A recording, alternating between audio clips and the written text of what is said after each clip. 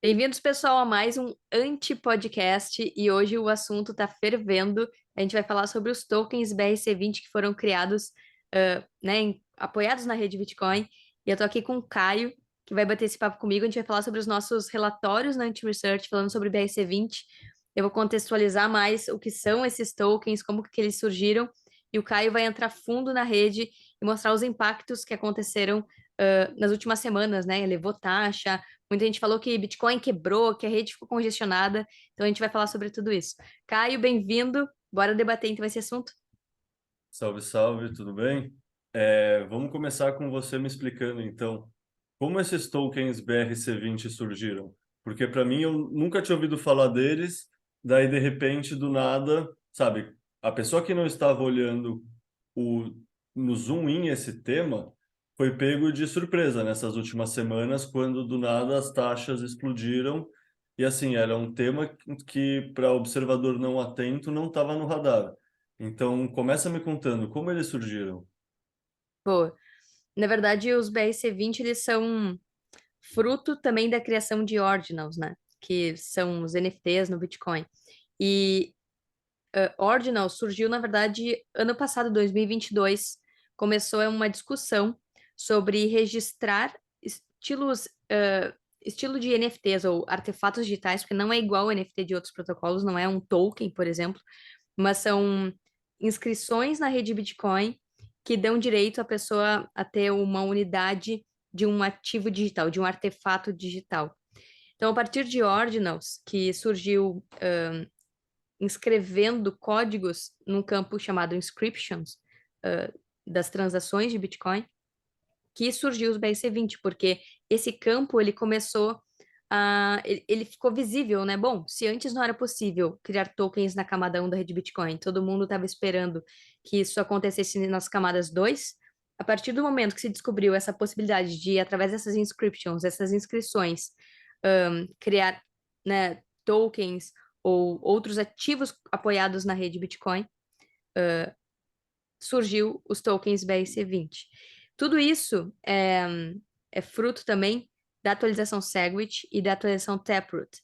Segwit, que aumentou o espaço de bloco da rede Bitcoin para 4 MB, e Taproot, que também permitiu fazer essas inscrições. Então, a partir desse momento que surgiu Ordinals dizendo que era possível criar uma espécie de NFT, teve um outro cara chamado Domo no Twitter que ele mostrou um pequeno código de programação e dizendo que, bom, se é possível criar um token, um estilo NFT na rede Bitcoin, então talvez seja possível criar muitos tokens nessa mesma inscription. E foi aí que surgiu essa possibilidade, né? Os tokens BRC20, porque o objetivo é fazer essa correlação mental entre os ERC20, que são os tokens da rede Ethereum, né? Apesar de eles não serem tecnicamente e no formato de programação nada parecidos, eles quiseram fazer esse paralelo para que as pessoas fizessem, né? Bom, então se tem tokens que podem ser criados na rede Ethereum e se chamam RC20, na rede Bitcoin é BRC20. Então, a partir do momento que Ordinal surgiu, logo na sequência surgiu os BRC20, e aí a demanda por criar principalmente shitcoins, memecoins e tudo quanto é forma de piada, né? Memecoin é uma piada, é um token sem valor nenhum, ou scam, começou a surgir de forma astronômica, as transações subiram muito, a gente bateu recordes aí de transação e de taxas na rede Bitcoin, e estão dizendo que isso é a Web3 que chegou na rede Bitcoin. Isso pode ser uma afronta para muitos Bitcoiners, mas a gente está debatendo tudo isso, né? Porque com esse aumento da demanda por espaço no bloco, ressurgiu muitos debates sobre aumentar o tamanho de bloco, e acho que isso a gente pode falar mais no final também, né, Caio? E mudanças na rede Bitcoin que poderiam ser feitas para evitar que esse tipo de token fosse registrado, porque acaba não sendo transações monetárias, né? Acaba sendo transações que têm conectadas aos satoshis uma imagem ou um texto.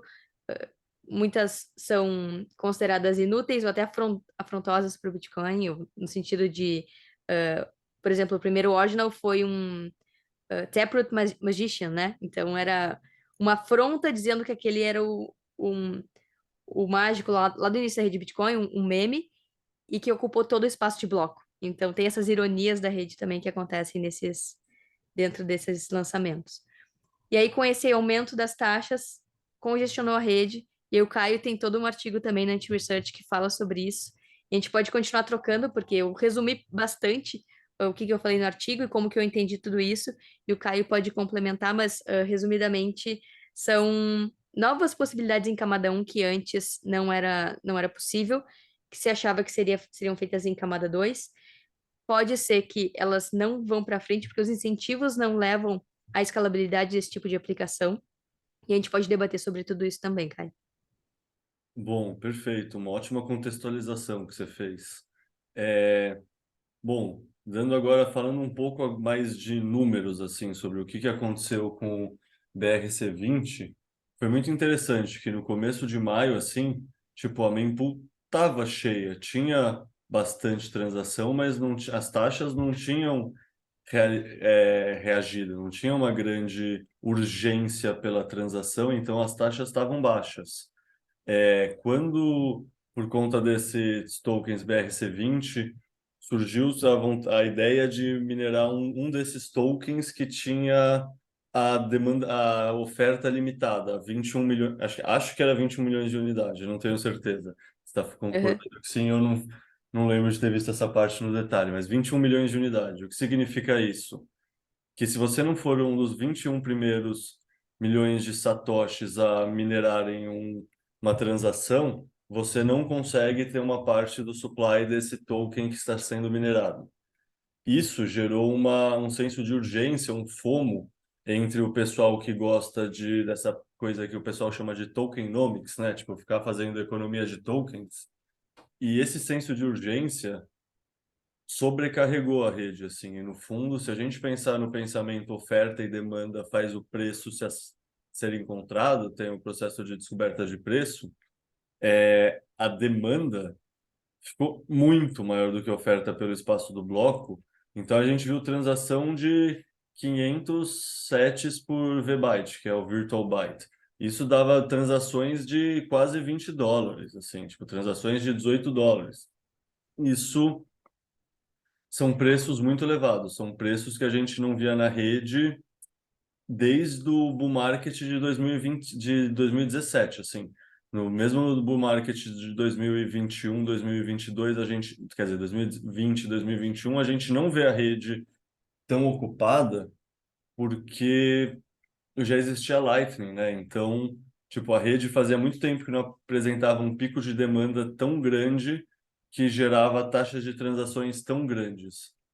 É muito interessante, eu vou agora compartilhar a tela aqui para mostrar o Mempool, que é o site que mostra como funciona a rede. Por exemplo, aqui a gente vê que um bloco são minerados em média a cada 10 minutos, e agora os custos de uma transação tá 1,7, 2,2, $3,1. São custos que já são mais altos do que eu estou acostumado a pagar. Eu gosto de pegar a transação aqui quando está até 5 satoshis por VByte, assim, eu sempre espero ficar bem barato para fazer minhas transações. Não, tipo, a rede Bitcoin sempre encontra um equilíbrio, não faz sentido precisar correr para fazer a transação, você tem um pouco de planejamento, mas mesmo assim, tipo, já está bem mais baixo do que estava, mas ainda é bem mais alto do que normalmente esteve. E aqui mostrar um gráfico que ilustra bem isso. É um gráfico dos últimos 4 anos, como estavam a questão das taxas em satoshis por VByte. Aqui a gente vê o bull market de 2021. No bull market de 2021 tem uma corrida, tem uma a elevação de taxa, porque tem o pessoal com FOMO fazendo compras on spot, gerando atividade na rede. Não considerando mais o bull market, então, vamos tirar o bull market da imagem só para ilustrar o que acontece depois. Depois do bull market, os únicos dois eventos com liquidez, assim, que as taxas ficaram elevadas, é o dia da Terra-Luna, ou seja, quando todo mundo estava em pânico tentando proteger as próprias moedas, tirar da corretora que estava rindo quebrar, esse tipo de coisa, e o dia da FTX, que a gente estava lá na SetsConf, a FTX quebrou e todo mundo também com medo para proteger as próprias moedas, as pessoas, todo mundo fazendo saque on-chain, não importa a taxa que está pagando, é a questão da urgência. Desde que surgem os ordinals, que é o que a Carol mostrou, que aqui no começo de 2023, tem esse comecinho que tem um pouco de demanda, tem um segundo pulso de demanda. Aí, a partir de março, quando surgem os BRC20s, a gente já vê um grande aumento de demanda. A rede já está com um pico de demanda, assim, comparativamente. Se a gente aumentar aqui a visão, a gente vê que é um pico igual a um bull market. Então, em poucas palavras, a gente pode dizer que o fato de agora existirem os BR20 está causando pelas taxas da rede, ou seja, para os mineradores que recebem esse benefício, um bull market de taxas fora de época. Se antes os mineradores têm um bull market a cada 4 anos depois do halving, que é quando eles têm a maioria do lucro deles, agora eles podem ter um tipo de respiro a mais.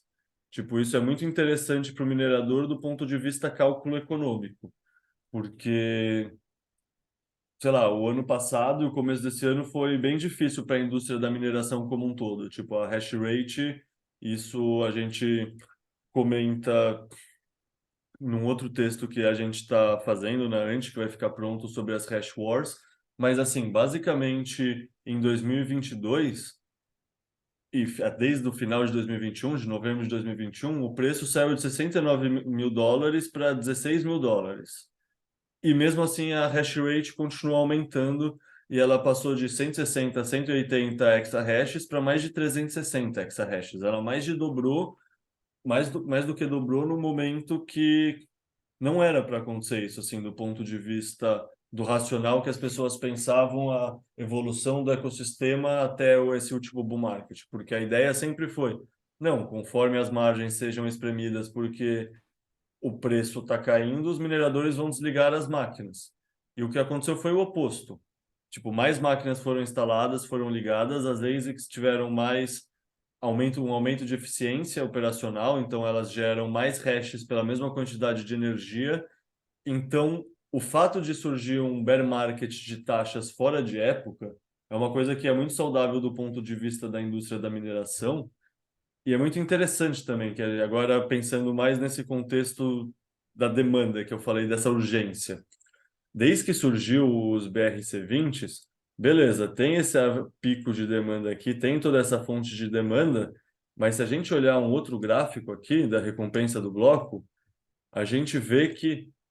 Não, não é a recompensa do bloco, desculpa, é sobre a taxa dos blocos. A gente vê que tipo, ó, desde o passado recente estava tudo zerado, assim, tava tudo, quase nenhuma remuneração vinda das taxas de transação. Tudo era só a Coinbase, né? Só a remuneração do bloco, mas de transação mesmo, quase nada. Ou seja, mesmo com aquela demanda inteira que a gente via em março e em abril, não refletiu num aumento grande de transação, de urgência pela transação. E você não tem urgência pela transação, você tem uma demanda que está monetizando o espaço vazio do bloco, e nesse sentido os ordinals podem ser entendidos analogamente com a mineração de Bitcoin. Tipo, o que a mineração de Bitcoin faz pela energia ociosa, e agora qualquer produtor de energia que tem energia sobrando pode vender para a rede Bitcoin ao minerar Bitcoin, os ordinals e as inscriptions fizeram pelo espaço vazio do bloco. Então, sempre tem transações onde não teriam, onde não tiver demandas. Isso a gente consegue ver em outros gráficos também, tipo, tem demanda onde não existia essa demanda antes.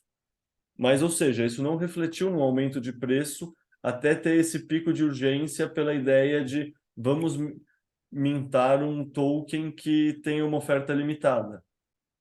Ou seja, tem um novo tipo de bull marketing para as taxas isso da rede. Isso tem um significado muito grande para a mineração. Ao mesmo tempo, tem uma discussão maior que é interessante, que envolve a mineração, que é a questão de viabilidade do longo prazo. Vocês que estudaram bastante o ecossistema como um todo devem conhecer o FUD de que não, conforme a remuneração do bloco for caindo, a mineração vai se tornar inviável economicamente, porque as taxas de transação não estão aumentando, e conforme isso for acontecendo, o que vai acontecer é que vai ter uma espiral da morte e a mineração vai todo mundo se desligando, portanto o Bitcoin vai ficar inseguro, portanto vão atacar o Bitcoin e portanto o Bitcoin vai dar errado. Uhum, E, tipo, tem daí um pensamento que é qual? Que é, não, beleza, a gente precisa criar adoção pelo espaço do bloco do Bitcoin. Isso, a gente tem pessoas que acreditam que só via demanda de operações monetárias, ou seja, usar a rede do Bitcoin só como o ativo Bitcoin, já com adoção de longo prazo faria acontecer. Isso é o que a gente pensa como os maximalistas monetários.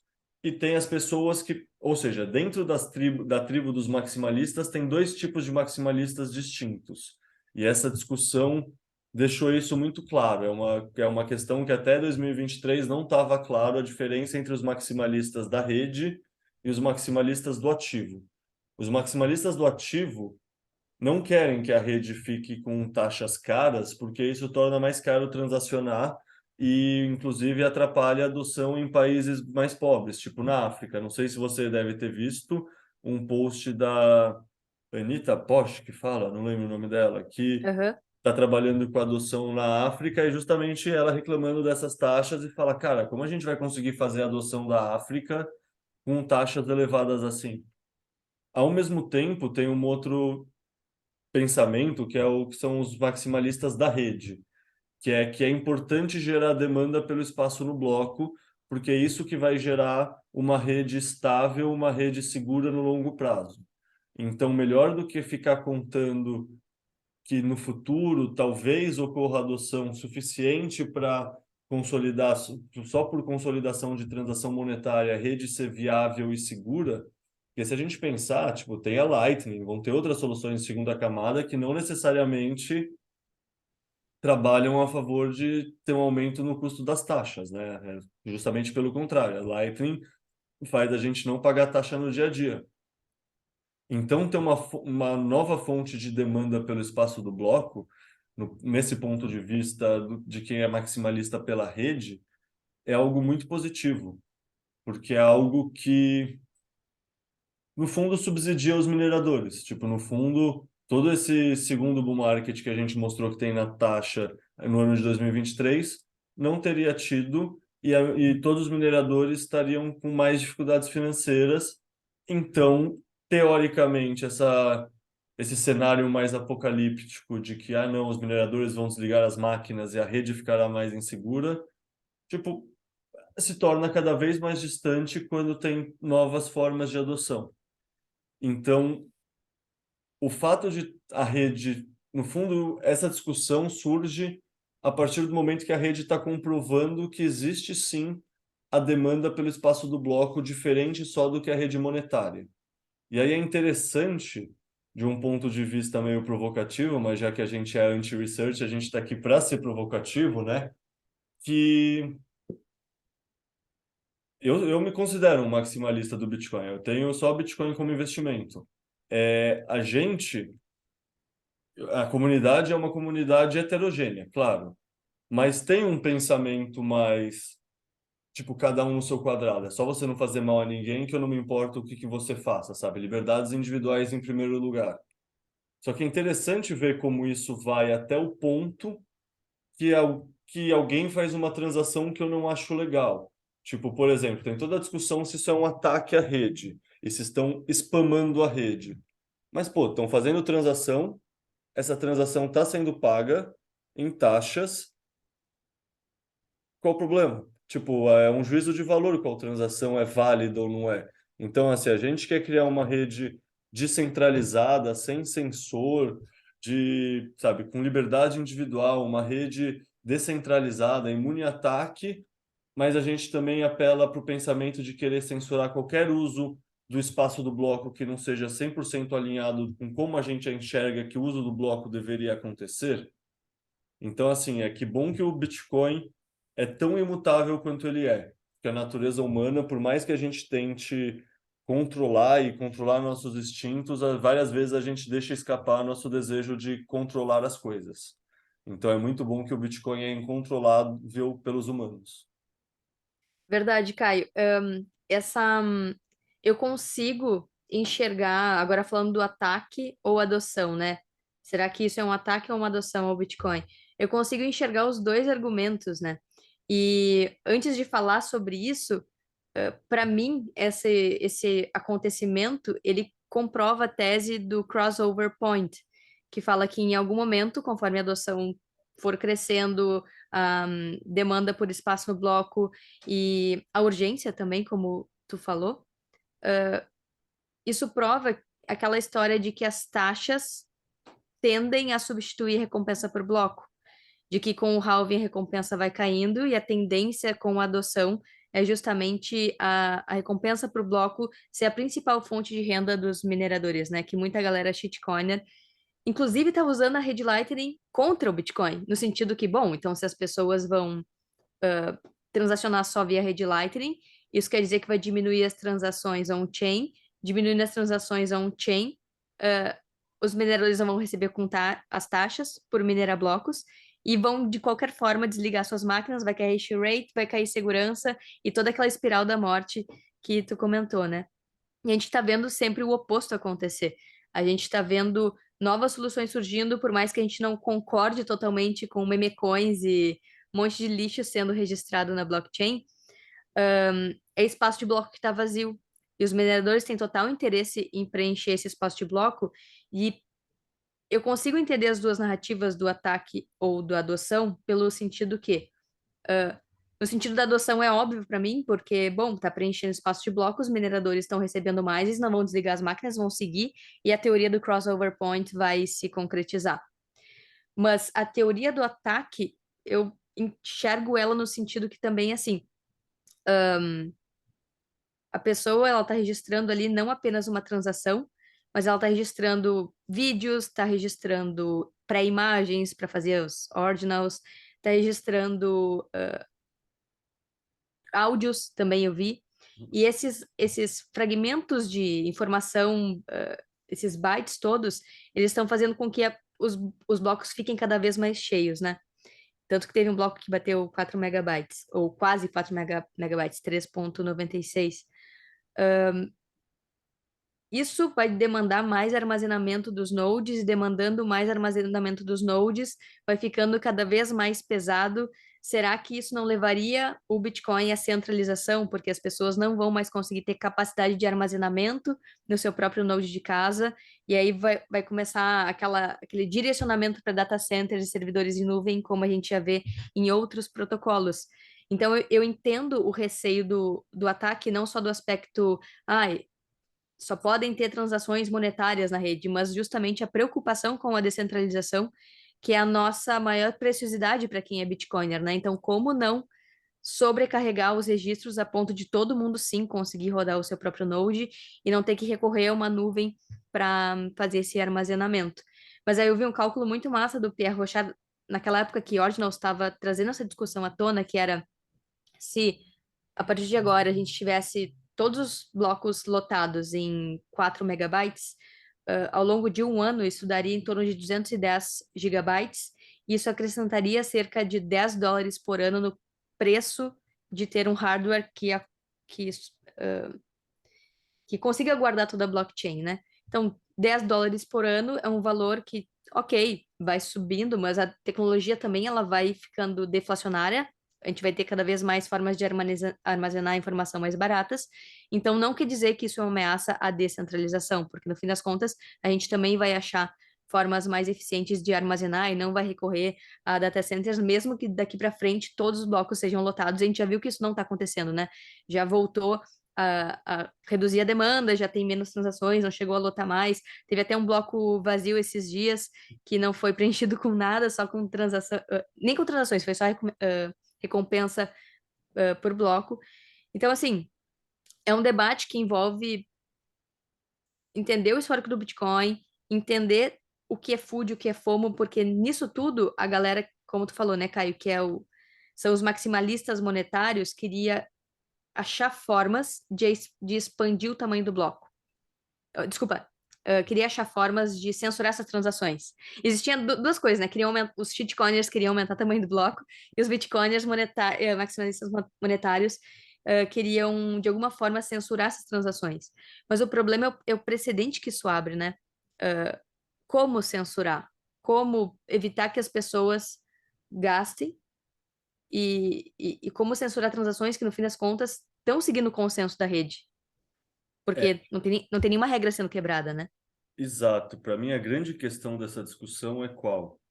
É que os 4 megabytes já, de cada bloco já são teoricamente possíveis desde o Segwit, não é? Tipo, Isso. não teve nenhum fork para poder instalar os ordinals, as inscriptions e, portanto, começar a minerar esses blocos maiores. O bloco já era teoricamente possível ser desse tamanho e ele só não estava sendo preenchido inteiro. Então, no fundo, tipo, o pessoal está aproveitando algo que já é possível há muito tempo e que, ou seja, não é um ataque utilizar algo que outro, sabe, que um fork há muito tempo atrás já consolidou e que todo mundo aprovou. Não é que eles estão propondo uma mudança que quebre o consenso. É o que você falou, tipo, eles estão transacionando usando os princípios tanto do Segwit quanto do Taproot, que são dois forks que tinham amplo consenso quando foram utilizados, que todo mundo considera positivo. Então, é isso, né? Tipo, eu vou achar que é positivo se for algo que me agrade. E assim, eu, pessoa física, eu, Leta, particularmente, assim, eu não vejo muito valor nesse tipo de coisa. Eu não entendo muito, sendo bem sincero, para que servem esses tokens, para que serve NFT. Sempre fui uma pessoa cética quanto a isso. Mas, ao mesmo tempo, quem sou eu para falar o que a pessoa quer fazer com o dinheiro dela, sabe? Tipo, eu falo brincando, mas é uma brincadeira séria, que, sei lá, tem aquela frase do Voltaire, que eu posso discordar do que você quer dizer, mas eu vou lutar com, sei lá, não lembro se eu morreria ou se eu vou lutar pelo seu direito de falar qualquer coisa, que é uma frase sobre liberdade de expressão, né? Sei lá, acho que é na época da Revolução Francesa, não tenho certeza agora. Mas é uma frase dessas clássicas, assim. E, cara, dá para adaptar para isso, que eu posso achar muito idiota como você quer gastar as suas taxas de transação. Mas, cara, o bloco não se importa, o bloco quer consolidar a transação. Se a pessoa está pagando a taxa de transação, isso é bom para a rede. Tipo, a pessoa está monetizando a rede, ela está trocando o dinheiro dela, o capital dela, para usar a rede Bitcoin. Ela podia estar escolhendo outra rede, ela escolheu usar a rede Bitcoin. Isso é positivo, isso não é negativo, sabe? Tipo, a pessoa seguindo todas as regras de consenso, fazendo uma transação, quem sou eu para falar que a transação é válida ou não? Se a gente lembrar, o que está escrito no primeiro bloco do Bitcoin? É uma informação que não é monetária. Tipo, simples assim, Satoshi no primeiro bloco, tipo, para marcar a data, para falar do bailout que estava indo para o banco, lá no banco inglês, ele escreve uma mensagem no bloco. E, tipo, esse espaço que, beleza, o pessoal está usando para mintar tokens e eu não gosto que suba as taxas. Bom, dá para uploadar um livro lá, dá para uploadar a Bíblia num país que, sei lá, censure a Bíblia, dá para uploadar o Alcorão num país que censure o Alcorão, dá para, sei lá, dá para publicar documentos tipo WikiLeaks, dá para, sabe, dá para usar para tantos fins que fazem sentido e são interessantes ter uma fonte incensurável de upload dos seus documentos, que, pô, eu acho que apesar de ter várias coisas que não são do meu, sabe, não são do meu gosto estético, eu acho, assim, bem feio toda essa questão das NFTs, eu não vejo sentido mesmo, mas tem algumas aplicabilidades interessantes e, de novo, quem sou eu para falar o que é melhor para a pessoa fazer com o dinheiro dela ou não? Sabe, hoje em dia ela pode comprar um carro de 500 mil reais, ela pode comprar um quadro de milhões de reais. Tipo, por que eu vou achar que esse uso do capital dela é melhor ou pior? Tipo, para mim, sendo bem sincero, o pessoal do mundo Fiat fala que o Bitcoin não tem valor intrínseco, né? É Uhum. um pano com tinta, para mim também não tem muito valor intrínseco e as pessoas pagam milhões em obras de arte. Então o valor é subjetivo, né? E a gente, bitcoinheiro, sabe disso. Só que aí quando tem um uso subjetivo que a gente não gosta, a gente esquece do nosso próprio mantra que o Bitcoin é o dinheiro do inimigo para ficar chateado que o inimigo usa o Bitcoin de uma maneira diferente da que eu gostaria que ele usasse. Pô, essa é a definição dele ser inimigo. Tipo, E dinheiro é um meio, né? Então, a gente, enfim, vê as pessoas jogarem jogo do bicho, loteria, raspadinha, um monte de ações especulativas com dinheiro fiat, por exemplo. A gente não tem como impedir que as pessoas tomem decisões idiotas ou usem o dinheiro ou a rede como elas quiserem, né? Os bancos processam compras inúteis ou processam transações de especulação também, né? Quantas dessas Betfair a gente vê por aí? E é tudo via transação bancária, inclusive.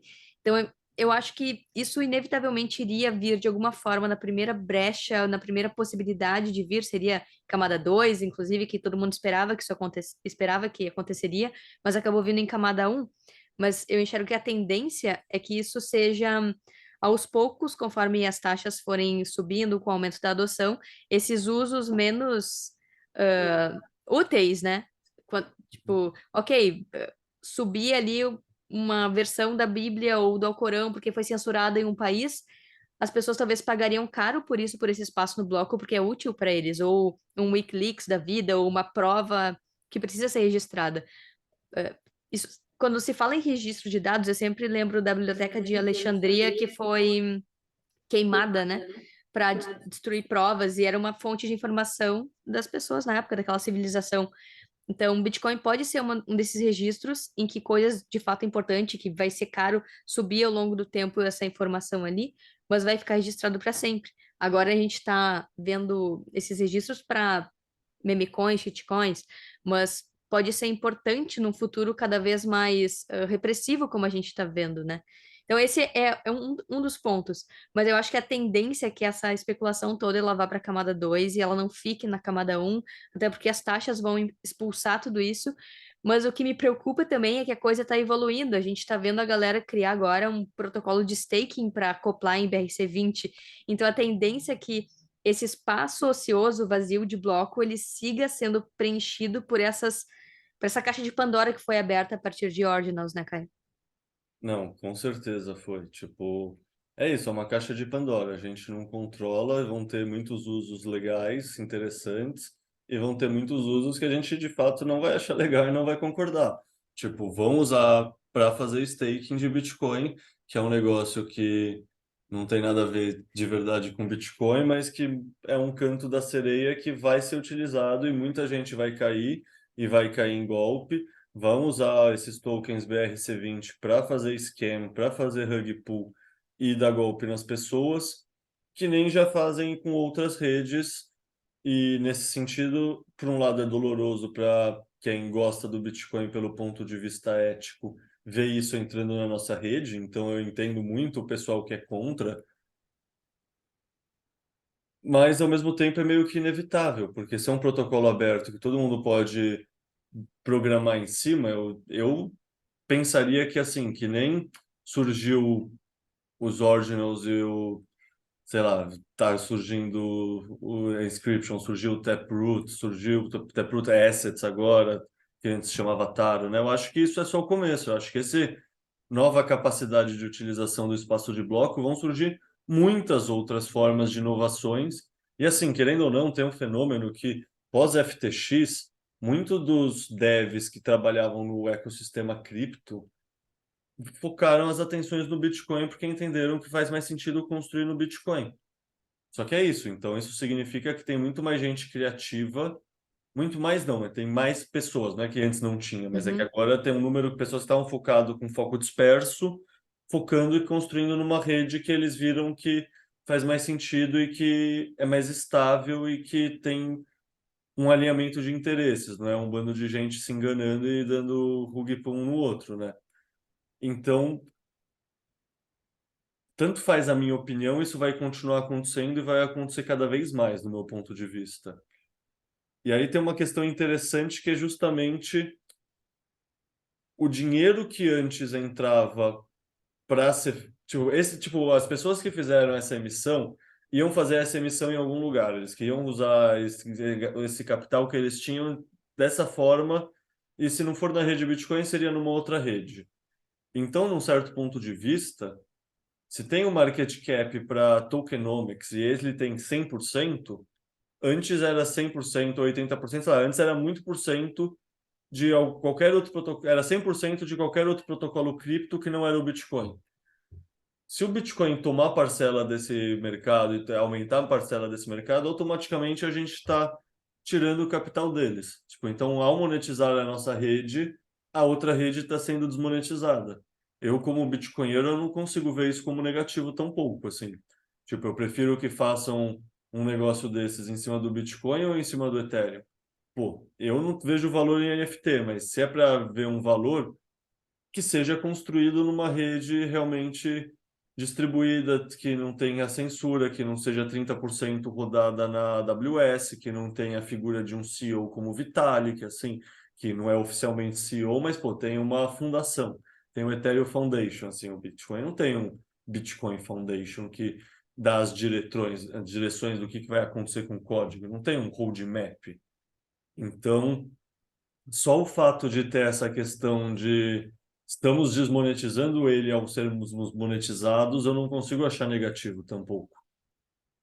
E isso também ajuda a diminuir os ataques ao Bitcoin, né? Porque a gente observa que esses protocolos, aí a gente vai entrar um pouco nas investigações, porque esses protocolos eles pegam grana de VC para serem criados e investem em marketing, que a gente vê muito por aí, que é, meu protocolo XYZ, sei lá, Cardano faz muito isso, é muito mais eficiente energeticamente, muito mais sustentável que o Bitcoin.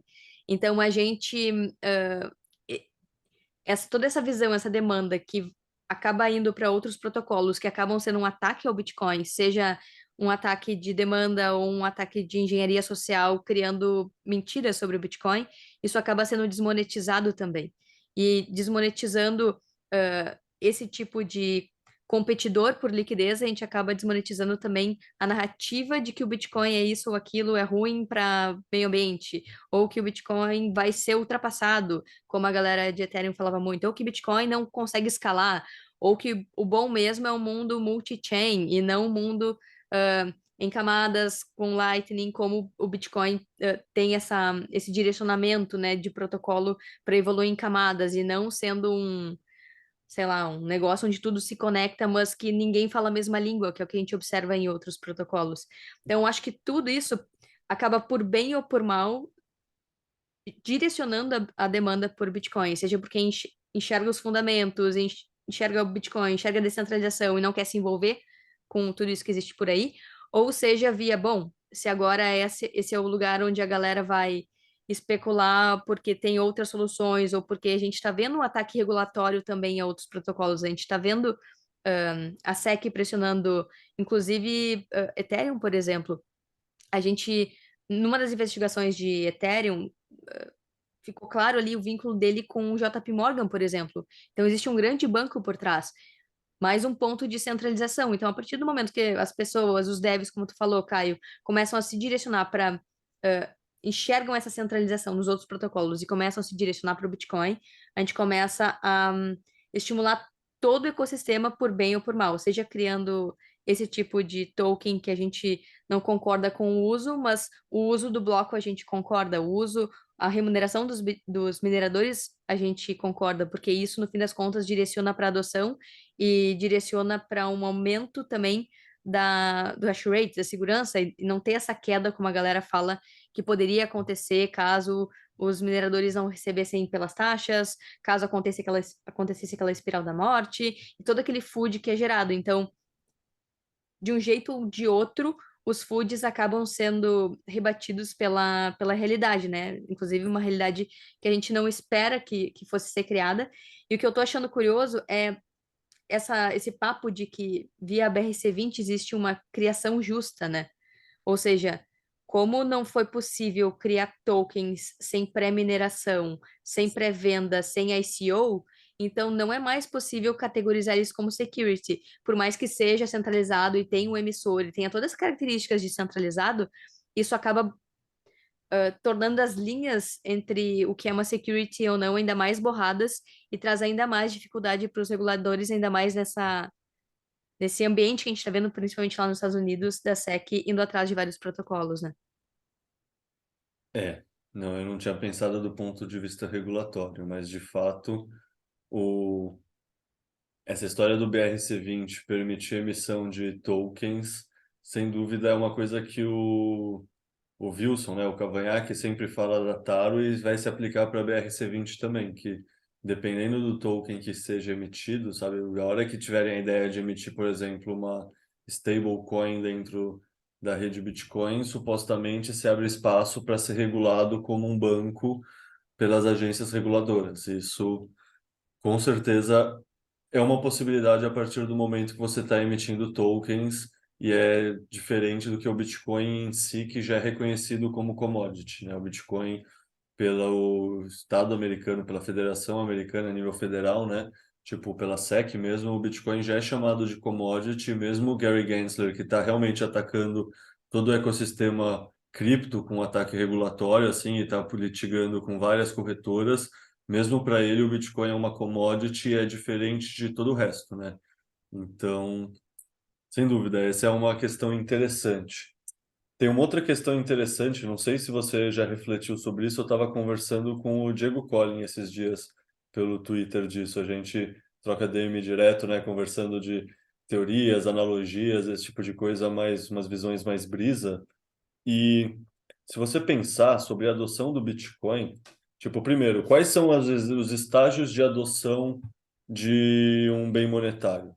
Supostamente ele começa como um colecionável, né? Muita gente acha bonito, vê valor, e aí quando muitas pessoas conseguem ver valor, ele vai preservar valor no tempo e se torna uma reserva de valor.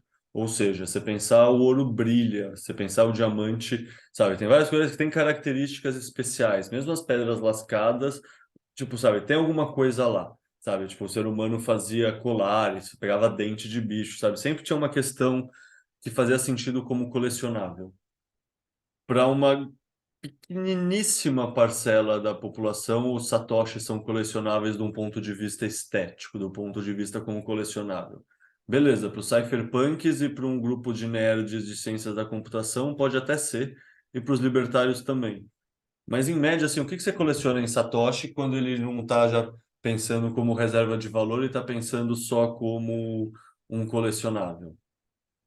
Desse ponto de vista, é como se a gente tivesse meio que pulado uma etapa da curva de adoção. Então agora, e querendo ou não, tipo, é isso, a gente tem um processo de adoção com o Bitcoin como bem monetário. Talvez muita gente tenha dificuldade de adotar o Bitcoin como bem monetário, justamente porque fala que o Bitcoin não é usado, não tem valor.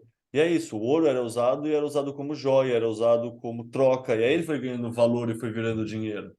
Então, talvez essa possibilidade de usar o espaço de bloco como arte ou como qualquer outro uso que ainda não tenha, pode simplesmente fazer o Bitcoin ter outras curvas de adoção. Já tem a curva de adoção de um bem monetário, mas pode ter a curva de adoção da arte, e isso pode destravar a questão do colecionável e aumentar a curva de adoção, sabe? No fundo, a gente tem que pensar na adoção do Bitcoin não como uma curva em S só que vai acontecer.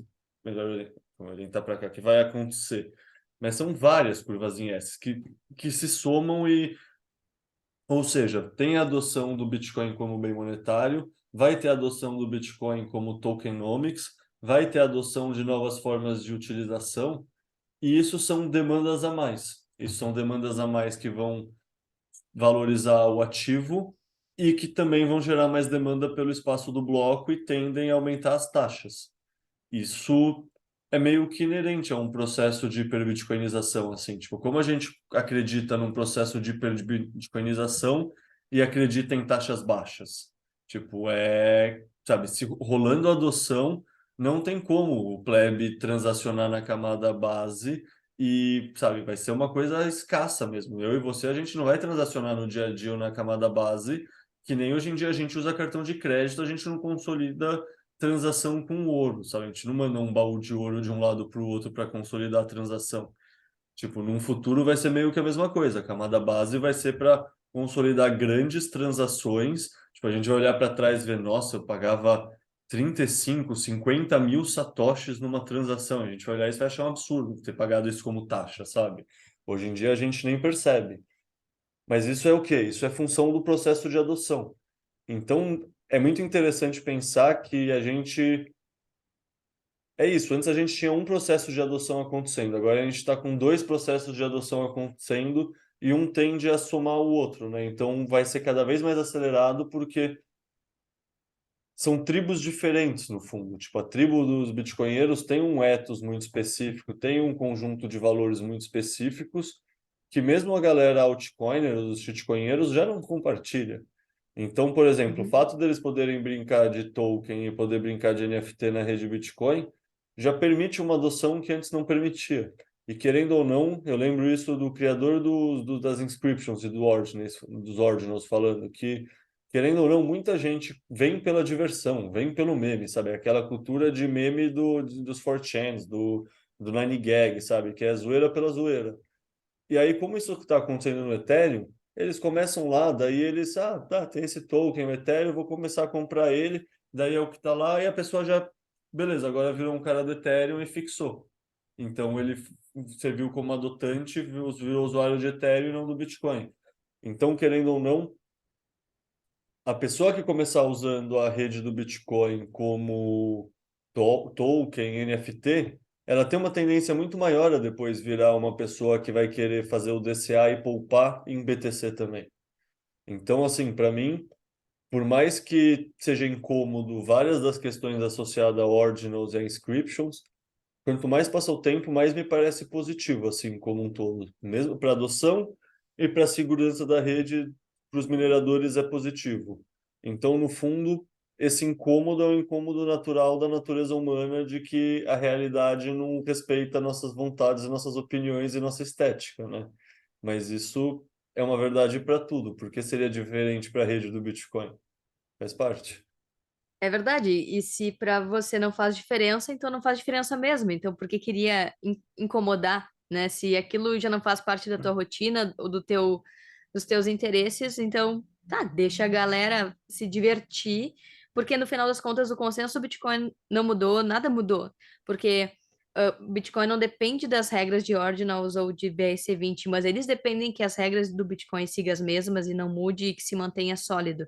Então, eu acredito que no fim das contas, isso só traz mais demanda, isso ajuda a preencher os blocos.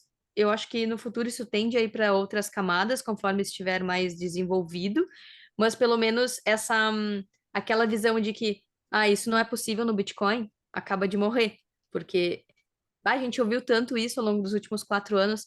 Mas é possível fazer NFT no Bitcoin? É possível fazer, sei lá, smart contracts no Bitcoin? A galera dava isso como argumento, só que não percebia que o Bitcoin faz coisas muito mais difíceis do que isso, que é separar o dinheiro do Estado, que é criar um dinheiro descentralizado, que é realmente ser imutável e não permitir que ninguém, arbitrariamente ou por interesse próprio, mude as regras. Isso é muito mais difícil do que algo que tende a ser criado, ou antes, né, de Ordinals e BRC20, tenderia a ser criado em alguma das camadas do Bitcoin, né? Então, eu acho que é aquela história, tudo é bom para o Bitcoin, até as coisas mais bizarras que surgem trazem mais esclarecimento e trazem mais demanda, apagam foods e a gente consegue evoluir junto, né? Porque talvez por mais que a gente esteja super imerso nesse assunto, nesse ecossistema, surge um negócio que faz a gente refletir e olhar por outro ângulo e entender mais profundamente e também destrava novas áreas de compreensão.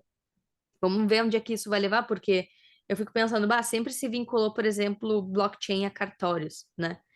Mas não existe um cartório de fato descentralizado e global. A Stark falou isso esses dias em alguma conferência. Eu acho que não foi na Bitcoin Conference, foi em algum papo de que, você não fala que você fez um tweet no Brasil ou nos Estados Unidos, que você enviou um e-mail no Brasil ou nos Estados Unidos, você enviou um e-mail e é global. Então, por que que centralizam o dinheiro? Por que que você falou que você enviou reais para os Estados Unidos ou dólares para o Japão? A partir do Bitcoin, você está transacionando globalmente e você poder fazer um registro global num cartório global, como se torna a rede Bitcoin, que é um cartório que não é de país nenhum, que não tem nenhuma entidade de fé ali por trás, como seria um cartório tradicional. Então, uma outra forma de ver como que os registros podem ser, de fato, registrados numa blockchain que é de fato descentralizada. Mas a gente pode, isso acaba indo para outra linha de discussão. Eu não enxergo a blockchain como um cartório, mas esse foi um dos primeiros argumentos lá quando a gente começou a estudar. Mas nesse sentido acaba sendo, porque eles estão registrando NFTs e, tipo, uma linha de tokens, nem sei como falar isso, um lote de tokens na blockchain. Então, isso pode ser feito, sei lá, com fichas de ônibus, com outras ações, assim como vai ser usado para abrir canais de Lightning, fechar canais de Lightning. Eu acho que essa demanda vai ser a mais intensa nos próximos anos, mas, enfim, é uma grande mudança e uma reposição dos conceitos na nossa cabeça mesmo, porque isso acabou acontecendo no Bitcoin, e agora o que fazer com isso, né? Não, sem dúvida. O Saylor, eu não lembro em qual podcast que eu vi recentemente, ele também fala essa questão de testamento, de herança, de coisas de cartório. E, por um lado, para mim faz muito sentido, especialmente para questões de litigação entre duas partes que não sejam o Estado, assim. Mas quanto a no fundo, eu acho que para o longo prazo a gente pode sim pensar em cartório e tipo ser otimista, mas no curto e médio prazo, querendo ou não, a principal função do cartório e por que que ele serve é que ele vai ser a voz do Estado para várias disputas, né? Então, assim, querendo ou não, eu posso registrar o que eu quiser na blockchain. Se o Estado não reconhecer, eu não tenho o monopólio da violência a meu favor. Então, por mais que esteja claríssimo na blockchain de quem é um imóvel, se no cartório a pessoa não te passar o registro do imóvel, você não vai aceitar ele. Se você estiver comprando, se ela falar, não, passo só na blockchain. Por que você não vai aceitar? Porque conforme for ele, se ele não te passou o registro do imóvel também no cartório, ele vai depois mandar uma ordem de despejo e vai mostrar o documento que o negócio é dele.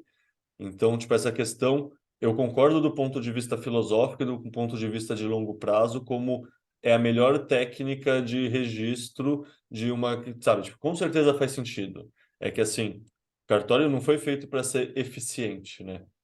Essa que é Sim. a questão. Se a questão fosse otimizar os processos, sem dúvida a blockchain poderia sim substituir os cartórios. A questão é que, infelizmente, não é para isso que eles servem. Não, falando em bens, sei lá, vida real, carro, casa, é inviável realmente, porque não tem essa correlação.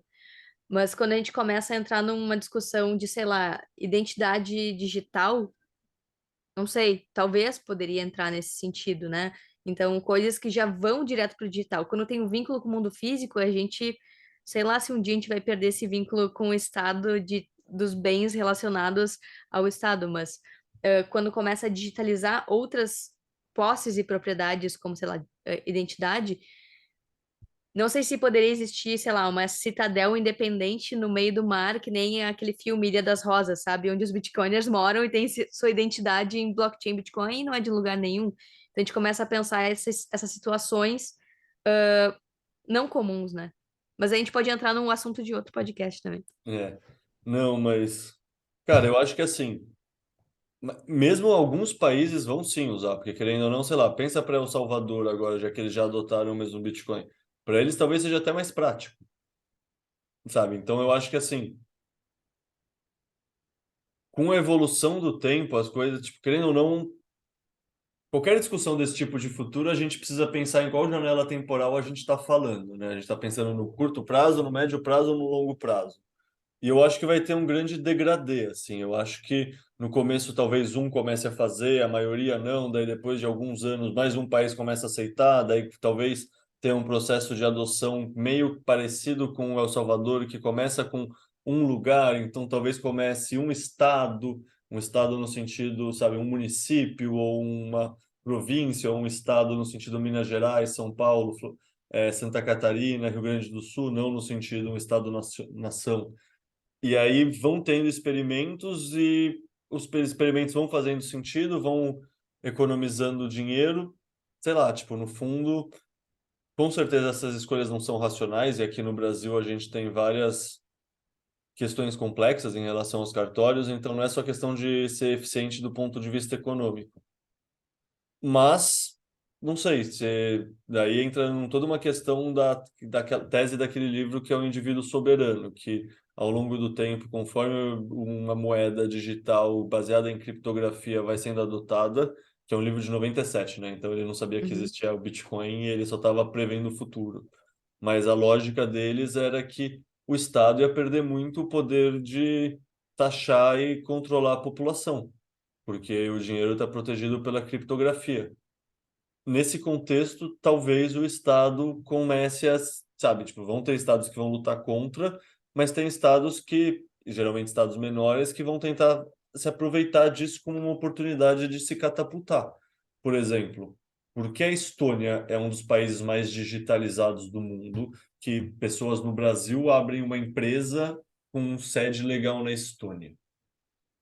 A resposta é porque eles estão fazendo arbitragem de jurisdição. Eles estão literalmente fazendo arbitragem e fazendo uma coisa para frente, enquanto a maioria do mundo está fazendo uma coisa para trás. E aí, com isso, eles atraem o capital das pessoas que querem fazer uma coisa para frente. Isso vai acontecer. Essa teoria dos jogos entre estados-nações também tende a acontecer, né? Não só na hash É, rate, mas em tudo. sim, a gente está vendo essa divisão para duas situações opostas, né? Mais centralização da informação e mais restrição do acesso digital em vários sentidos, e por outro lado, países usando isso a seu favor, como tu comentou, El Salvador. A gente não sabe o quanto os países vão ser agressivos em banir ou proibir ou, de fato, tentar cercar o ambiente digital, né? Porque para manter o poder, isso pode acontecer de forma mais agressiva em alguns ou em outros não, mas o fato é que não tem como fechar todas as portas a partir do momento que a gente tem tecnologia para, sei lá, VPN, que a gente tem o Bitcoin, que a gente consegue ter algumas ferramentas, a gente consegue de alguma forma, ou até mesmo nossas pernas para sair daquele país e, como você falou, fazer arbitragem jurisdicional, a gente consegue, dentro do planeta Terra, não ficar submisso a esse tipo de coerção, né? De o Estado não querer perder o controle, na verdade, o mundo digital aumenta o controle, mas existe essa válvula de escape que é o Bitcoin para não ter um controle total. E aquela história disse que a própria Lagarde falou, né? Se tiver uma saída, as pessoas vão usar essa saída, então nós vamos bloquear as saídas. E agora a gente está vendo essa ação mais intensa, inclusive da Europa e Inglaterra, tanto em regulação, chamando Bitcoin de gambling, de um cassino, de uma aposta especulativa, e querendo também KYC e taxar as transações de Bitcoin e cripto no geral. Então, isso mostra o quanto eles só estão fazendo de alguma forma demagogia e não sabem como o Bitcoin funciona, porque não tem como forçar que as transações sejam do jeito que o Banco Central Europeu quer. O Bitcoin só segue o seu próprio consenso e não vai atender essas demandas. Então, acho que agora a gente entrou na fase da luta, né? Na fase em que a gente está vendo aí os Estados Unidos romper seu teto de gastos e rumor de calote, enquanto isso as regulamentações estão ficando mais fechadas e tentando cercar mais esse ambiente digital, ao mesmo tempo que Lightning está explodindo, a adoção está explodindo, o hash rate está explodindo, e o uso do Bitcoin como uma ferramenta de soberania digital para as pessoas e, ao mesmo tempo, para países que não querem estar vinculados a grandes potências e hegemonias, que isso está sendo, de alguma forma, redistribuído ao longo do mundo, a gente está vendo uma grande mudança acontecer ou não. Não sei, eu acho que o Bitcoin vai ter um papel-chave nisso, eu acho que a gente entra no papo do próximo podcast e do próximo artigo que isso está fazendo, né, Caio? Sim, assim, esse papo tem duas vertentes, né? Tem a vertente hash rate, evolução, Estados-nações, teoria dos jogos, adoção dos Estados-nações, que é justamente o texto que a gente está produzindo e já tem um podcast junto que vai ser lançado, que ficou bem legal, gravamos ontem, e que é sobre a questão das hash rates, que é justamente esse jogo de adoção da mineração pelos Estados-nações. Tem outra parte que faz sentido citar desse assunto, que é, não sei se você leu um texto do Guilherme Bandeira, que chama Currais Hiperinflacionários. É um Tá na texto, minha lista. É um Eu texto tenho que ler. muito bom. Tipo, o Guilherme Bandeira, amigo meu, quando ele publicou, eu sempre faço questão de ler. Daí eu gravei uma leitura no podcast no Explica Bitcoin, né? O Dove gravou uma leitura no Bitcoinheiros também. E aí eu, o Guilherme Bandeira e o Jaraguá fizemos uma conversa que tem esse mesmo nome lá no canal do Explica Bitcoin, que chama Currais Hiperinflacionários. E como, querendo ou não, a Anti-Research tem um quê de continuação das sessões temáticas do podcast do Explica Bitcoin, que sempre é essa visão de se aprofundar em tópicos. Eu recomendo que está lá em profundo, mas no fundo, falando bem simples, esse termo corrais hiperinflacionários, para mim, é perfeito. Porque é isso, é exatamente o que você falou, que a Lagarde deixou escapar no ato falho. Se tiver qualquer via de acesso, as pessoas vão tentar utilizar. E por que os burocratas do Estado que cuidam do dinheiro não querem que isso aconteça? Porque as dívidas estão impagáveis. As dívidas estão impagáveis no sentido, eles precisam imprimir muito dinheiro e isso vai gerar hiperinflação. Tipo, tudo que está acontecendo no sistema bancário é meio que uma prova disso. Tipo, desde 2020 com a pandemia, eles soltaram liquidez à vontade, então muitos bancos pegaram muito dinheiro, se alavancaram, e aí eles subiram juros rápido demais. E o comunicado que eles tinham passado ao longo de 2 anos anteriores é que isso não ia acontecer. Então, tem muito banco quebrando. Assim, a gente, dos 4 maiores bancos que quebraram na história, 3 foram agora nesse ano, no ano atual de 2023, e um foi lá em 2008, na crise. Então, é isso. Eles realmente, se tiver uma porta, as pessoas vão procurar e eles querem evitar ao máximo. Eles realmente querem nos prender em currais e, quando a gente não tiver alternativa, nenhuma rota de fuga, eles vão gerar um processo de hiperinflação. Porque, assim, ou para você conseguir se tornar uma dívida pagável, uma dívida que não era pagável antes, você ou tem, sei lá, uma década que a inflação real está muito acima da inflação dos juros e, portanto, você vai corroendo a dívida, ou você gera 2 anos de hiperinflação e realinha tudo. É o que eles chamam de o grande reset, que é uma coisa que, sei lá, o Carl Schwab escreveu um livro com esse título. Tipo, tá em vários, sabe? Isso não é uma teoria da conspiração, porque isso é declarado explicitamente. É só que a gente vive num mundo que tem tanto ruído, que você pode falar tudo o que você pretende fazer, que as pessoas simplesmente não vão prestar atenção, que tem ruído demais. Então, meio que, sabe, não é que você precisa fazer as coisas às vezes escondidas, é que tem tanta inércia no sistema, tem tanto ruído, que não importa como você fizer as coisas, as pessoas estão distraídas em outras coisas. Mas então toda essa questão da hiperinflação que está vindo também é interessante e está nesse podcast que eu, tipo, acho que na descrição dos que a gente vai deixar aqui referência do artigo que a Carol escreveu, que eu escrevi também, ambos do BRC20. A partir do momento que for publicado o podcast e o texto sobre o hash das hash wars, a gente também atualiza a descrição do podcast e coloca isso, mas também vou deixar o link desse podcast que chama Currais Hiperinflacionários, apesar de não ser da Ante, é meio que a Ante é um filho desse podcast e tem um contexto macro muito interessante que faz sentido para quem está escutando esse podcast aqui se aprofundar lá também. E isso é perverso com as pessoas, né, Caio? Porque tu fecha as portas, não deixa as pessoas se protegerem, que é um pouco do que a gente está vendo na Argentina agora, um processo de inflação super alto e não tem dólares para se proteger. E proíbe as pessoas de comprarem Bitcoin, ou bane, ou restringe, ou cerca, como a gente estava falando, é não deixar as pessoas se protegerem, é forçar as pessoas ao empobrecimento. Então, o reset acontece na moeda, no sistema monetário, mas as pessoas ficam pobres por gerações ou por décadas e perdem muito qualidade de vida e tem repercussões não financeiras também no meio disso tudo, né?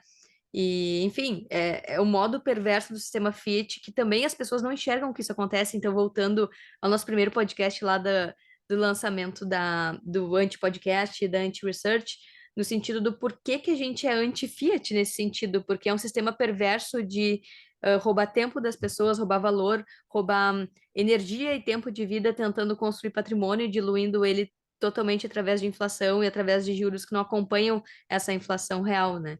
Então, eu acho que se as pessoas se dessem conta disso tudo, elas adotariam muito mais rápido o Bitcoin. E é esse o nosso esforço aqui fazendo conteúdo para ajudar as pessoas a enxergarem tudo isso, né? É, vou pegar um gancho do que você falou, só dar uma explicação assim, porque faz muito sentido se aprofundar nisso, que é essa questão da inflação ser um roubo do nosso tempo de vida. Tipo, se a gente pensar, a gente trabalha para armazenar o valor que a gente gera nesse tempo trabalhado e para usar esse valor armazenado ao longo do tempo, para construir uma reserva de emergência, para construir, sabe, opções. No fundo, é para ter uma opcionalidade com a vida. Então, vamos falar que você trabalhou um ano e juntou 100. 100 em qualquer unidade, só para ter um número assim. Se o governo fala que ele tem uma meta de inflação de 2%, ele está querendo te dizer que ele vai roubar 2% do seu tempo. Então, dos 100 que você juntou, 2 ele roubou de você só porque é do direito dele, porque ele que controla a moeda. E assim, 2% é a meta que eles declaram como se fosse um ideal nobre e como se fizesse um puta sentido num cálculo econômico. Mas a verdade é que a inflação é muito maior que isso.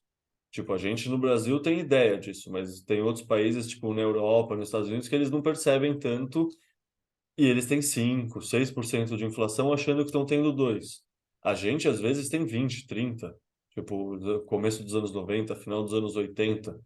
Então, é isso. Quando a gente pensa em inflação, a gente não percebe que inflação quer dizer o quanto o nosso tempo de vida que a gente trabalhou para armazenar esse valor e criar opção foi roubado de nós. E isso você falou a palavra é perfeita, é perverso, porque assim, não é um acidente, não é por acaso, é proposital, eles sabem o que eles estão fazendo. Tipo, as reuniões dos bancos centrais, eles falam, eles vão definir as metas de inflação.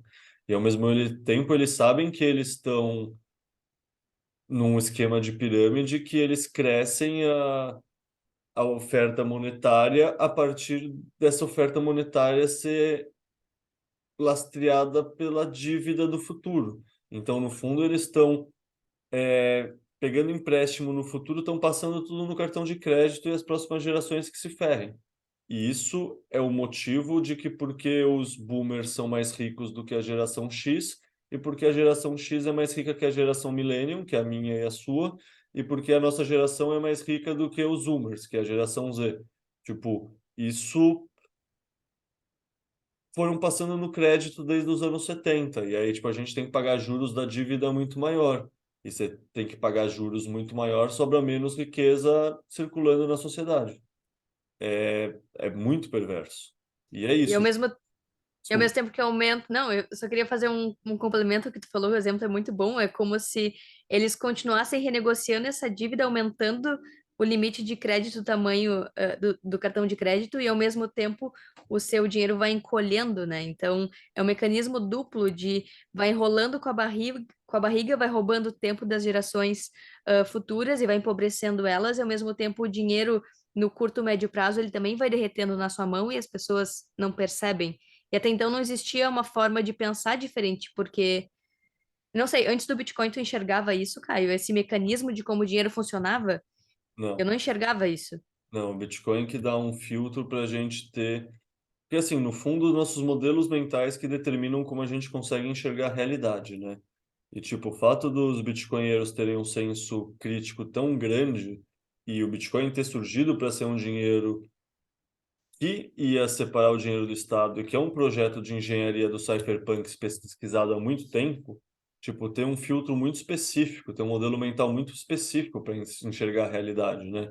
Imagina, antes eu não via nada disso, assim, eu sou muito grato de ter encontrado o Bitcoin porque, não sei, é aquela história, né? Quando você se torna Bitcoiner, o Bitcoin não tá só na rede, não tá só no dinheiro, tipo, no fundo, isso é o menor dos isso é o menor dos lugares que o Bitcoin tá. Tipo, o Bitcoin tá na prova de trabalho, o Bitcoin tá na alimentação saudável, tá no exercício físico, o Bitcoin tá em tantas outras coisas alinhadas com o ethos, com a filosofia, que, tipo, sim, o Bitcoin é só um protocolo de transações, mas apesar disso, ele toca tantas pessoas e ele determina tantas ações que é muito Não sei, é uma visão reducionista achar que o Bitcoin é só isso, porque ele acaba sendo muito mais, né?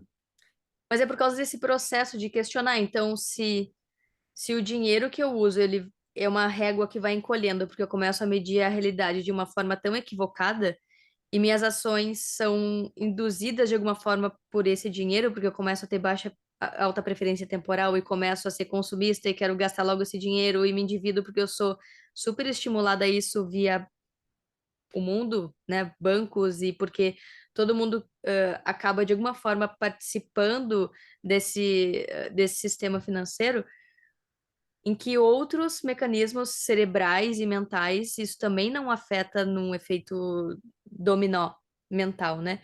E é isso que por isso que a gente começa a falar que Bitcoin tá em tudo, como tu falou, né, Caio? Porque a gente começa a questionar, bom, se o dinheiro está comprometido por um mecanismo que é o oposto de como deveria funcionar, o que mais não está comprometido e o que mais também não acaba sendo afetado por isso, porque a gente usa dinheiro para tudo, a gente mede nosso futuro no dinheiro e as nossas relações comerciais e, enfim, nossas relações, também o dinheiro permeia elas, né? Nosso dia a dia, nossa família, como a gente vai sustentar a casa, como a gente vai, sei lá, pagar as contas, pagar os boletos, o dinheiro tá por tudo.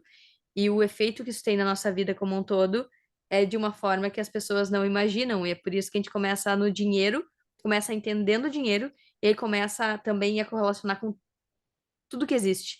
E a gente começa a pensar um mundo diferente a partir da ótica Bitcoin, né? É que é muito interessante isso. Acho que o Bitcoin, que pelo menos trouxe para mim, talvez para você, para muitas pessoas, tanto é que tem podcast em inglês do Breedlove que chama What is Money, que é essa pergunta, o que é dinheiro? E, tipo, eu não saberia responder essa pergunta antes de ser bitcoinheiro. Eu ia enrolar, ia tentar, talvez é o que o Estado acha que é, uma narrativa compartilhada. E, cara, o dinheiro é a tecnologia que a humanidade inventou para trocar valor. E sem isso a gente não tinha conseguido passar de uma escala tribo, porque como a gente confia numa pessoa que é de outra tribo e, puta, como eu troco minhas 3 galinhas por uma perna de vaca? Ele não pode tirar uma perna da vaca dele. Como a gente consegue fazer a transação? Então, tipo, se a gente não se conhece, se a gente não tem confiança, então se a gente é de outra tribo, a gente não conseguia.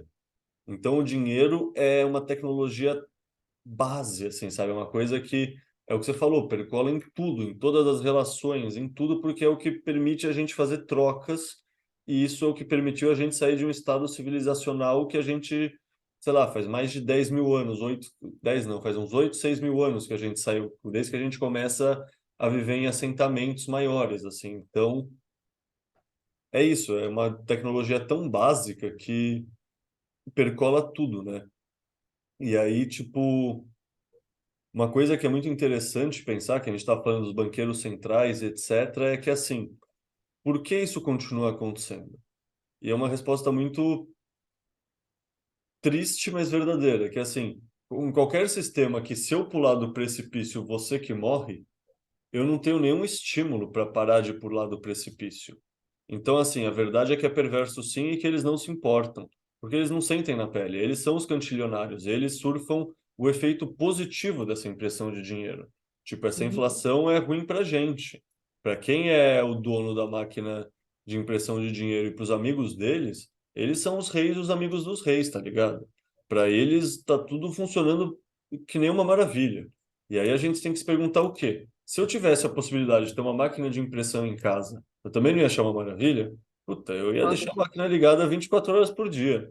Então, assim, é engraçado que a gente já falou aqui bastante dos shitcoiners, falou do mercado Fiat e dos bitcoiners, né? No mundo Fiat é assim, tem uma impressora de dinheiro e a competição é para ver quem fica mais perto dela. No Uhum. mundo dos shitcoiners é cada um tem a sua própria impressora de dinheiro. Vamos fazer o meu próximo protocolo que eu crio a minha impressão de dinheiro. Olha que legal, todo mundo ter sua própria máquina de imprimir tokens de dinheiro. E faz a galera aceitar esse token, né? Exato, Dá ou uma seja, chilada. é muito próximo ao Fiat nesse sentido. É só Uhum. temos máquinas de impressão. No mundo do Bitcoin, não. É tipo, não, tem a prova de trabalho, não vai ter impressão de dinheiro. O valor está lastreado em um valor real que é energia. Então, assim, é um sistema tão diferente. Não sei, é muito. E ninguém pode imprimir, né? Ninguém pode imprimir e ninguém pode mudar essa. previsibilidade que o Bitcoin tem, que a gente sabe qual que vai ser a taxa de inflação do Bitcoin até 2140. A gente tem essa previsibilidade que a gente não tem no sistema Fiat, e muito menos com tokens, né?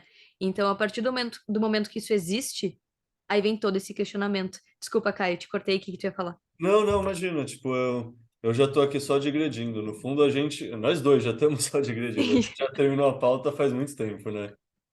É que É, é inevitável meio que é. para esse lado do Bitcoin, a gente acaba sempre indo, tá, ok, o que que ele resolve de fato? O que que ele não resolve de fato? Porque ele, assim, eu lembro de uma palestra que eu vi lá na Adopting que a gente foi, que você citou, que foi a do Svetsky. E aí tem aquele lema do Bitcoin que é o fix the money, fix the world, né? Conserte o dinheiro, conserte o mundo. E aí o Svetsky coloca um passo intermediário que para mim faz todo sentido, que é fix the money, fix the individual, fix the world, que é consertando o mundo, quer dizer, consertando o dinheiro, você conserta o indivíduo e o indivíduo que vai consertar o mundo. E você vai consertar o indivíduo ao consertar o dinheiro porque você está realinhando os incentivos. E, tipo, o mundo é tão distorcido tudo, porque é isso, o incentivo. Por que toda empresa no Brasil quer virar um banco e quer oferecer cartão de crédito, tá? Porque a Marisa, porque a Magazine Luiza quer que você seja, tenha um carnê, um crediário? Para viver de juros, para ter a própria máquina de imprimir dinheiro, sabe? O modelo Fiat, todo mundo quer virar um banco. Uhum. Por quê? Porque os incentivos estão alinhados dessa forma. Então, a melhor forma de você ter uma sociedade que funcione bem é você consertando os incentivos, que isso vai determinar as ações dos seres humanos, e aí os seres humanos vão ter ações alinhadas, porque os incentivos estão alinhados. Então, consertando o dinheiro, você conserta os incentivos, conserta os seres humanos, isso percola no mundo. Então, vários seres humanos agindo de acordo com bons incentivos é a maneira de consertar o mundo, se você parar para pensar. E isso a partir do momento que você muda o sistema de incentivos associado ao sistema monetário, não sei, no fundo é a solução mais lógica que eu já encontrei na minha vida. Eu sempre tive essa discussão com os amigos meus. Nossa, se fosse o ditador do mundo, se pudesse fazer uma coisa que você acreditava que era uma medida para melhorar o mundo, sabe? O que que você acha que daria para fazer? E a gente sempre ficava quebrando a cabeça. Nossa, mas qual será que é a ação que faria isso? Nossa, hoje eu tenho certeza. É tipo substituir não, é separar o dinheiro do Estado. É simples assim, sabe? É simples e profundo assim. E é um negócio que é tão profundo que é difícil entender a real dimensão disso, né? É porque envolve muitos níveis de desapego dessa mentalidade Fiat, porque já é difícil para as pessoas entenderem que Bitcoin você é seu próprio banco, você não depende de um banco. Agora imagina descolado um dinheiro que não é emitido pelo Estado, por um governo. A pessoa não sabe, não tem referência para isso, entra no terreno desconhecido e tudo que é desconhecido gera medo e insegurança, né? Então, por isso que eu acho que a gente está evoluindo rápido, o Bitcoin está sendo adotado rápido para para a mudança que ele causa na mentalidade das pessoas, porque é algo muito diferente, ainda que é engraçado ver como a gente evoluiu em educação, em argumentos, em processo mental de descobrir o que que é o Bitcoin ao longo desses 14 anos, porque eu fico muito impressionada com as pessoas em 2013, 2011 que escreveram tweets e comentários lá no Bitcoin Talk, já prevendo e falando tudo isso que a gente está falando agora, sabe? Sem ter nenhuma base. A gente está agora falando várias coisas e pegando fragmentos de tudo que a gente escutou, estudou sobre Bitcoin nesse meio tempo, mas como que essas pessoas em 2013, 2011 conseguiam perceber tudo isso, essa disrupção absurda que é? E enfim, eu acho que conforme mais pessoas forem entendendo e se percebendo e vendo o valor disso, a gente consegue também avançar na adoção, porque a adoção é feita pelas pessoas, no fim das contas, seja por incentivos especulativos, como a gente estava falando aqui no início sobre BRC20, seja por incentivos monetários, alguém que mora no Zimbábue ou na Nigéria que está vivendo a hiperinflação, e essa é uma das poucas portas de proteção de patrimônio, porque no fim das contas está tudo derretendo, ela está vendo esse processo de derretimento do seu dinheiro de forma muito mais acelerada, como se fosse um cubo de gelo que ela tem na mão e ela precisa rápido trocar por alguma coisa com alguém, porque senão vai derreter na mão dela e quando vê não tem mais nada.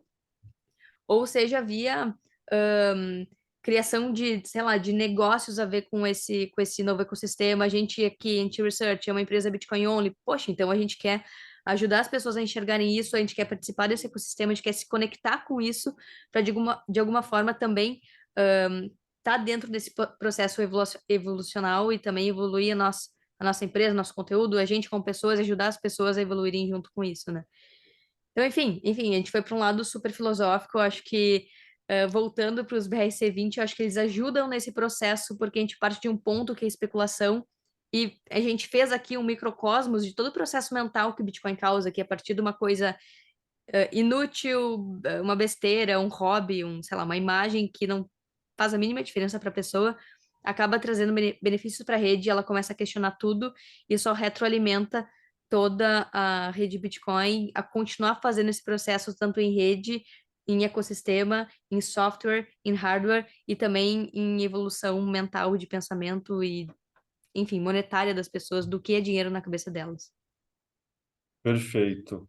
Cara, vamos fazer considerações finais, porque senão a Bora. gente vai ficar filosofando por mais horas de novo, né? Mas, ó, a consideração final que eu faço é que adoção implica em heterogeneidade. Tipo, no fundo, ou a gente acredita que todo mundo vai se tornar libertário, maximalista, igualzinho a gente, e que não vai ter mais heterogeneidade no mundo, e as culturas vão ser homogeneizadas para todo mundo se tornar o estereótipo de um maxi de hoje em dia, ou a gente entende que adoção significa heterogeneidade de tribos. Isso, para mim, é só lógico, assim, mas é impressionante para mim como muita gente não pensa assim. Então, se eu, sei lá, sintetizando tudo isso, surgiu uma nova demanda pelo uso da rede, que é heterogênea e é diferente da demanda que a gente estava acostumado, e vão surgir várias outras, porque é isso, tipo, ninguém consegue impedir ninguém de usar o Bitcoin, e o Bitcoin é o dinheiro do seu inimigo, e e é o dinheiro do cara que só não é seu inimigo, mas é só estranhão e é diferente de você.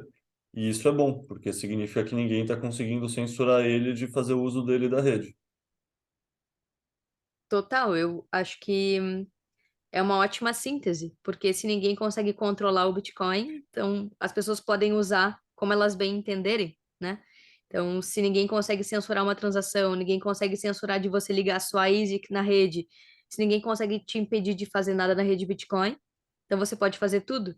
Você pode criar coisas incríveis, ou você pode criar uma shitcoin, sei lá, só para você criar. E não tem motivo, não tem vantagem nisso, mas é só porque é possível, né? Então, eu acho que é isso. Eu acho que isso traz mais possibilidades, fortalece tudo, e eu acho que, enfim, a gente vai ter que aprender a lidar com isso e rever o que que a gente acha bom ou ruim a cada momento, porque no primeiro momento pode parecer ruim ter shitcoins na rede Bitcoin, mas, enfim, isso está ajudando os mineradores a se manterem e mantendo a rede viva e rentabilizando espaço de bloco. Então, enfim, no fim das contas é bom. Então, beleza, bora lá. Acho que é Bom, isso, Caio. acho que é isso também. Cara, então, aquele abraço, Carol. Até a próxima. Bom, pessoal, valeu por ficarem com a gente até aqui. Até o próximo Antipodcast.